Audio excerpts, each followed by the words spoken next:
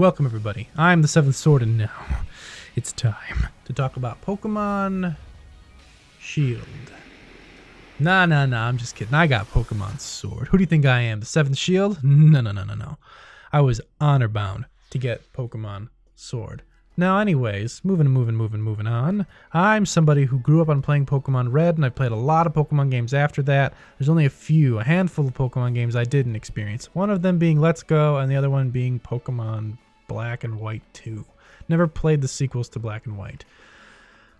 I also very recently actually played Ultra Sun. I played Ultra Sun after I played Pokemon Sword.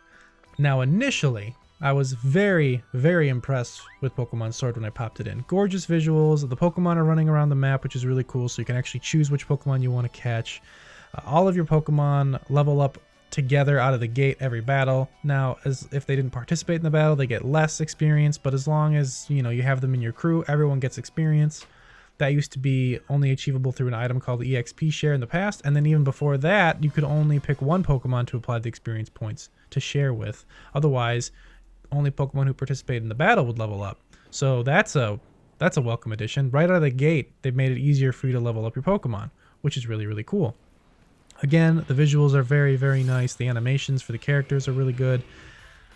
But then I popped in Pokemon Ultra Sun about a week and a half later, and I wasn't as impressed with Pokemon Sword anymore. And this is because a lot of the work had been previously done in Pokemon Ultra Sun and Ultra Moon.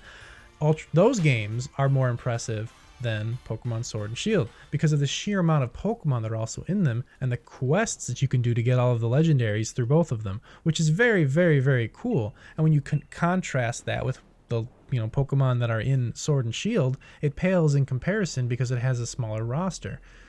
Now they said they wanted to focus on animations and make the game better and smoother in that regard, but that argument doesn't really hold water for me, only because a lot of the battle animations for the Pokemon are already in Ultra Sun and Moon that are being used. It's a lot of the same stuff. I don't really see a crazy drastic improvement from that anymore. Now, I haven't beaten both games. I've gotten very far in both of them, but I haven't beaten them. I haven't seen every Pokemon's move and every single move in both games, so I'm sure there are changes here and there. But again, if they already have a lot of these assets pre-made, and I can't imagine that when they made all 800 and whatever Pokemon for Ultra Sun and Moon, when they made all 3D character models, that they didn't create them in high resolution on a high-end PC and then compress and downscale them to be on the 3DS. So there's really no excuse to not having the Pokemon in the games, because they most likely have the Pokemon already made and rendered and everything like that. So I don't understand that. Maybe it's a space issue. Maybe it's also a world issue. Having the Pokemon running around the tall grass when you basically, essentially double the character roster, that's a lot of Pokemon to have running around in the wild, so maybe they didn't have enough space. The map didn't really accommodate for that. They'd have to create quests for all the legendary Pokemon. There are a lot of reasons as to why they, couldn't implement the entire roster in this region. It also might not make sense for every Pokemon to be in every region or in this region anyway. Maybe there's only unique Pokemon here or certain species. I can get that. I understand. Maybe Dynamax is what they were specifically referring to when they talked about the animation changes, because Dynamax is a system that basically makes your Pokemon gigantic only in specific locations and battles.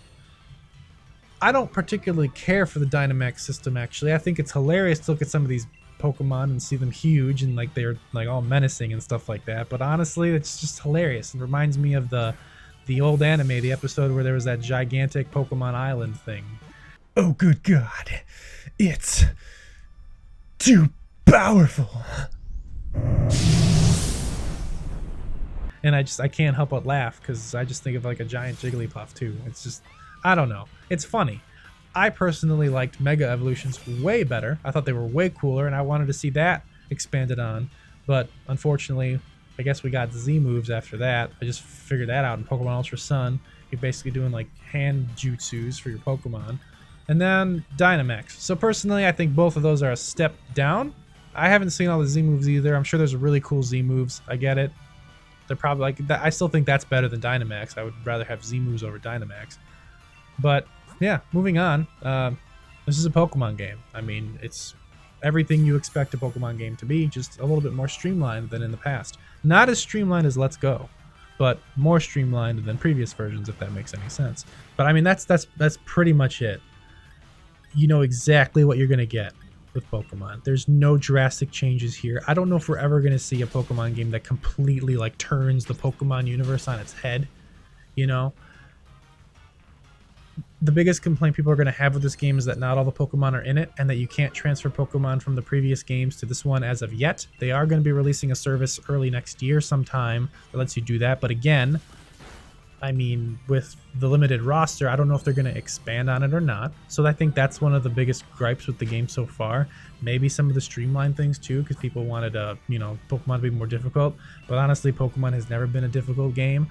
I've always gone through Pokemon with one typically super overpowered Pokemon and defeated the entire game with just that one Pokemon, essentially wiping out everything. And it was always a fire Pokemon.